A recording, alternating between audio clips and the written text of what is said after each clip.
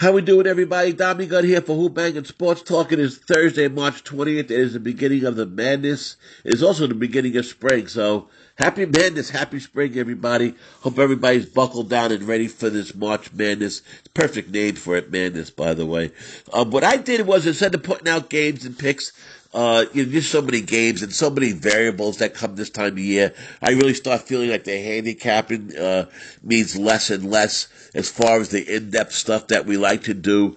And things like what I'm going to talk about today have a little bit more meaning. Things like where teams played last week. Did they play 4 out of 4 nights? Are they traveling to high altitude? Are they playing in places they never played? Are they playing teams that might have played a lot higher strength of schedule, or they're teams that never played any teams in the top 25. A lot of things like that really have to do with non-conference, have a lot more effect, I believe, in games. And I hope these game systems, these trends that I found out, will be helpful. These all talk about what happens to teams after they win a game in the tournament.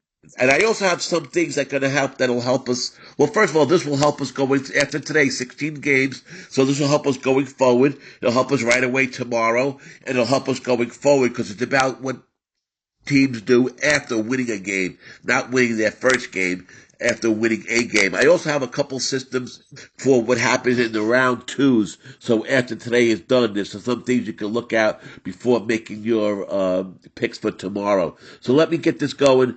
First of all, teams that win in the NCAA by scoring more than 60 points the next game since 2006 have gone 46 and 43 straight up, but they have covered the spread 63% of the time, 56 and 33. So, again, teams that didn't have a great offensive output, they only scored 60 points, but did win the next game in 2000, since 2006, they have covered the spread 63% of the time. Now, straight up 46 and 43, so, maybe a low money line, a pick or something in a parlay. You might not want to go that way. You might want to just stick to the spread in that situation. Next one I have for you is teams that win by scoring 88 or more points that are now favored by 6 points or more the next game since 2000, and that's when they switched the format to the 64 teams. Since 2000, again, favored by 6 or more points, scoring 88 points or more, the next game have hit almost 63% against the spread, 42 and 25. They also have a good straight up record, 57 and 10 straight up. But those, in case maybe you want to look at a parlay, it's probably a minus 185, minus 200 or so, or maybe even higher money line. If you want to maybe throw that in a parlay on that team, they are 57 and 10 straight up. So it's not a bad way to go. Teams that scored 88 points or more, favored by 6 or more points. The game system number 3. The way this was titled was NCAA Tournament Prior Game Systems. So that's how they titled it. It, again, has to do with what happens to teams after winning a game. Teams that won in an upset fashion. So the teams that upset the favorite by allowing 56 or fewer points have gone 28 and 28 straight up. So dead even. But against the spread, a click under 68%. ATS, 38 and 18. That dates back to 2010. So the team, they upset the favorite. They only allowed 56 or fewer points in doing that. The next game, they come back and cover at almost a 68% clip. That's since 2010. Another good sample size. The next one I got for you is teams that won as a favorite of like -8 or more. So if they were beaten by 7 points or more, so they didn't cover. They won the game, but they were favored by 8 or more. They won the game by 1, or they were favored by 10 and they only won by 5 or 6. Less than 7 points. Have rebounded very good the next game. They went 30 and 8 straight up. So another good parlay piece. And 25, 12 and 1 ATS.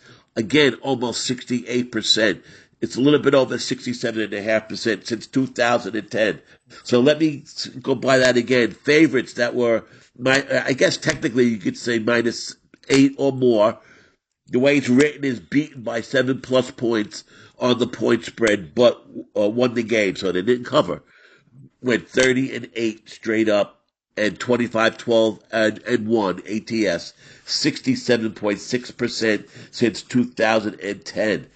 Interesting favorites. They won the game. They didn't win it as big as they did as we thought, but the next game they did. Keep that in mind. Sometimes teams just start getting better, right? They get used to the boards. They get used to the where they're playing, the court. You know, being settled in the city that they're in. Well, that stuff matters. Here's another one I got for you. And then I got a couple for the what happens in the second round. Teams that win by scoring less than 60 points have gone 48-30 under the total, 62% in the follow-up game since 2017. So, again, they scored less than 60 points, but they won. The next game, it still went under the total, almost 62%. That's since 2017.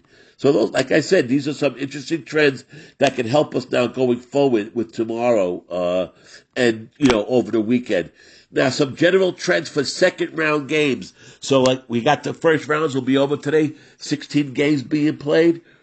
Second round, top 4 seeds that didn't cover the spread in the first round game. So, top 4 seeds, number 1, number 2, number 3, number 4, who won but did not cover the spread in the first round. The next game, round 2, 44-17 straight up. 33-27-1 ATS, 55% since 2013. What I liked is that in those games also, top 4 who did not cover but won, the under hit the next game 59% of the time, 34-24-3 under the total.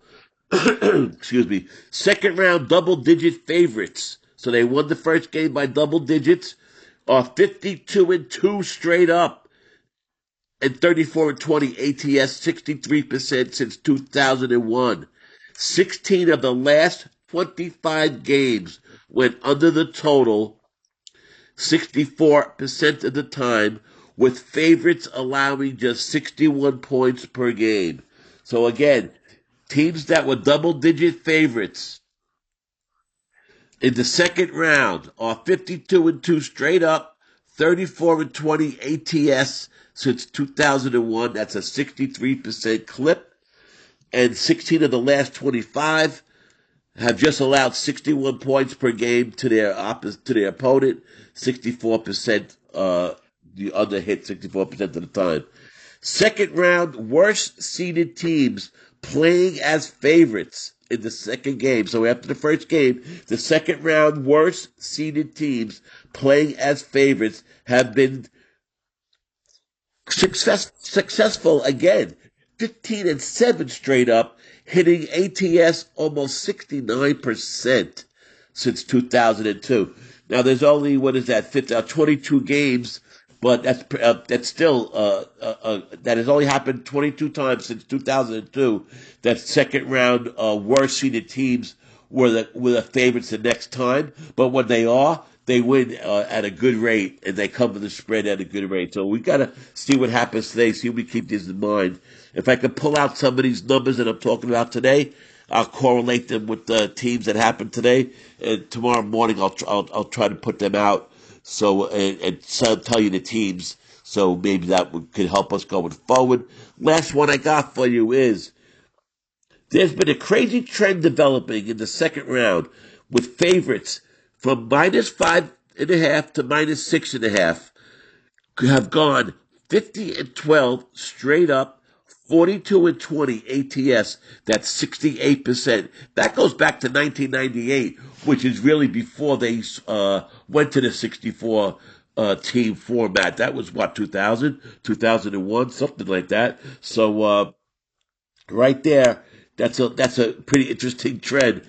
Um, Favorites of 5.5 to 6.5 in the second round game are 50-12 straight up, 42-20 ATS, 68%. So that's what I got for you. Hopefully, somebody's helped you out with the capping for tomorrow.